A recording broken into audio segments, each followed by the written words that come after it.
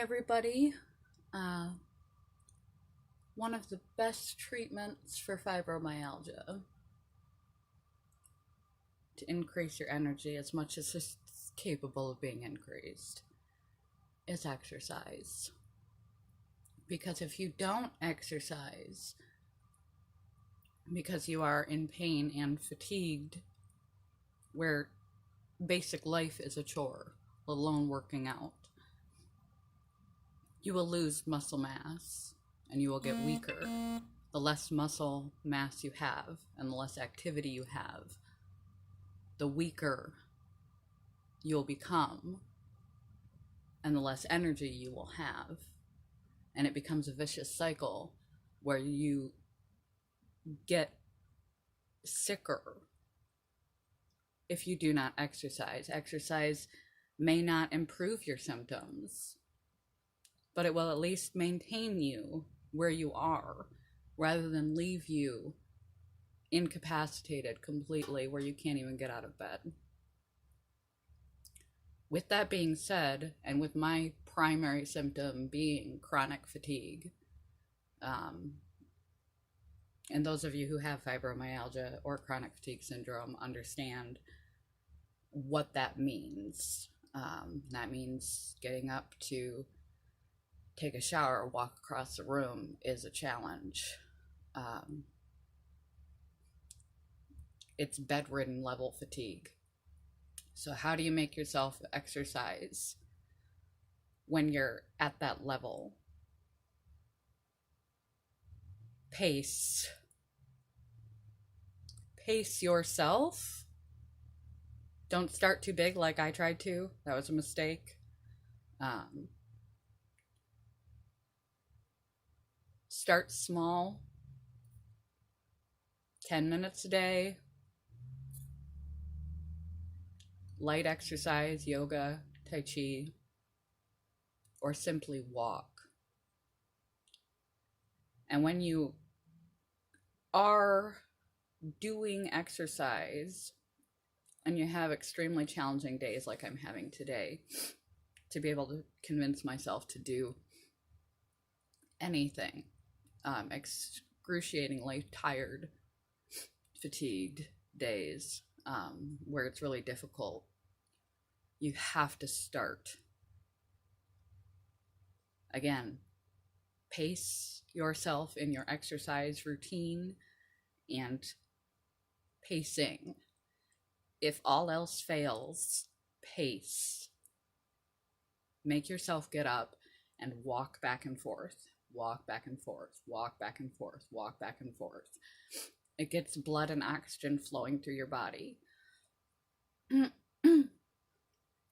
And excuse me, movement creates energy. And it helps you stay at least at the level of physical fitness that you are, because if you lose physical fitness, you will be worse for your condition of fibromyalgia. So you must move. You have to move. And if you cannot exercise, pace. If you sit in place for far too long, it actually increases your pain. The human body is meant to move, not be sedentary. And as difficult as movement may be for someone with fibromyalgia, especially with excessive pain and stiffness and fatigue, if you sit for too long without moving, your joints and muscles will ache and you'll be that much more stiff for not having moved.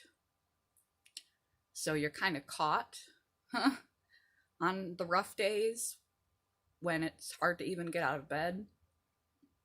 If you don't, you will lose general physical fitness, causing your condition to worsen.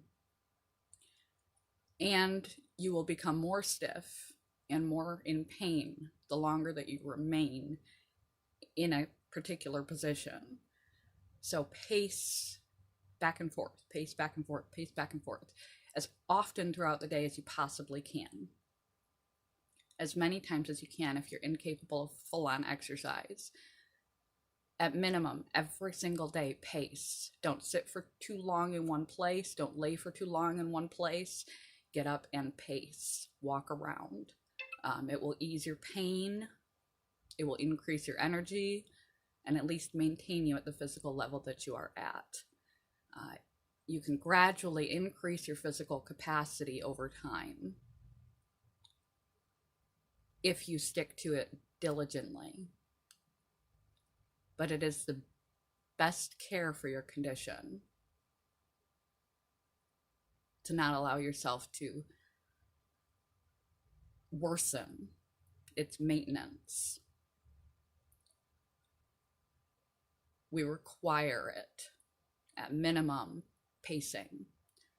And if you're having a difficult time and you're typically able to do a little bit more and you can't even talk yourself into the yoga or Tai Chi, pacing can help you stimulate the capacity to do a little bit more. And you can spread your exercise throughout the day and not do the whole routine in one sitting, just as you get up and move around every chance you get. And pace as a treatment, when you're doing other things, you can bend over and do a yoga pose. Exercise, it's good for you. It's necessary for fibromyalgia, even if it's difficult.